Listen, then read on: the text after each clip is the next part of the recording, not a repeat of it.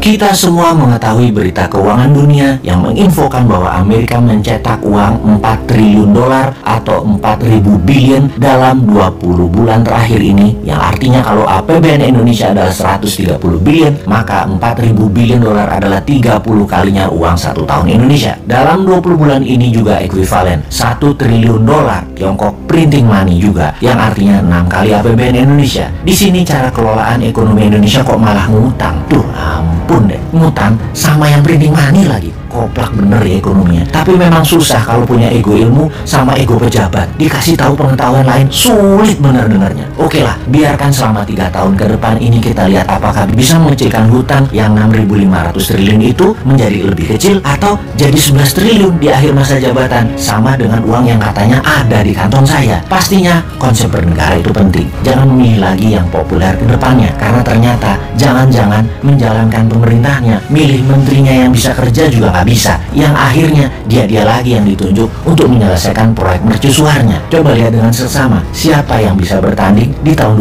2024. Semuanya dirinci. Bisakah membuat rupiah ke 10.000 terhadap dolar? Bisakah membangun tanpa pinjaman IMF dan pinjaman Tiongkok? Bisakah membuat Indonesia menjadi raja ASEAN di tahun 2035? Bisakah mensejajarkan Indonesia dengan Tiongkok dan Amerika di tahun 2045? Apa konsep ekonominya? Apa konsep pertahanan wilayahnya? Pasti nggak ada. Sebutkan 3 gubernur yang populer saat ini di survei terdepan. Mampu nggak dia? Coba tanya incumbent yang saat ini jadi menteri, yang beberapanya cukup genit untuk menari di tahun 2024. Sekarang ngapain aja mereka? Lalu di tahun 2024 nanti mereka ngapain? Rasanya sulit membuat Indonesia menjadi superpower kalau mereka-mereka ini yang menjabat. Ini pertanyaan dan pernyataan loh. Tapi mereka harus membuktikan dengan konsep-konsep mereka itu. Atau sisi lain, oposisinya, siapa yang akan menari di tahun 2024 dari oposisi saat ini? Apa konsep luar negerinya? Timnya siapa saja? New Mind setidaknya ada 5 orang yang sudah dijual tampang mereka dikemas dalam promosi workshop. Mau tahu 100 orang lainnya lagi? Perlahan New Mind akan pajang siapa saja mereka dan silakan menilai. Pastinya mereknya bukan dari oposisi, bukan dari incumbent. Fresh, segar, dan New Mind. Kita belajar banyak 7 tahun ini, belajar banyak 20 tahun ini, dan sadar ternyata genre atau aliran politik 20 tahun terakhir tidak membuat Indonesia berdaulat. Jadi apapun yang berbau aliran gaya 20 tahun terakhir pemerintahannya, harap jangan dikasih peluang lagi. Kita cukup mengatakan terima kasih kepada aliran dalam 20 tahun terakhir ini karena telah berhasil membuat Indonesia tetap utuh.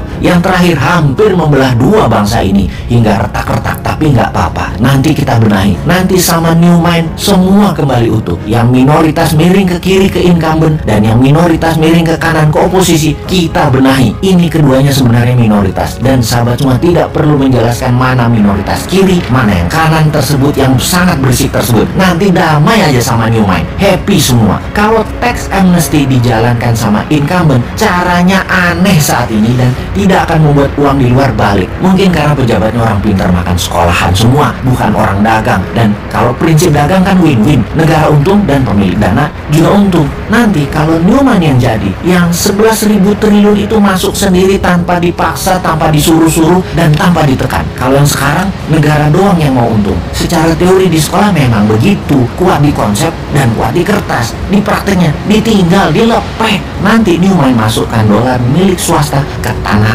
air dengan lebih cantik, nggak galak, nggak pakai buzzer, nggak naikkan pajak, nggak ada framing dan kriminalisasi. Kita main cantik, semua happy. Mau tahu caranya? Nanti di 2024 kita praktekkan.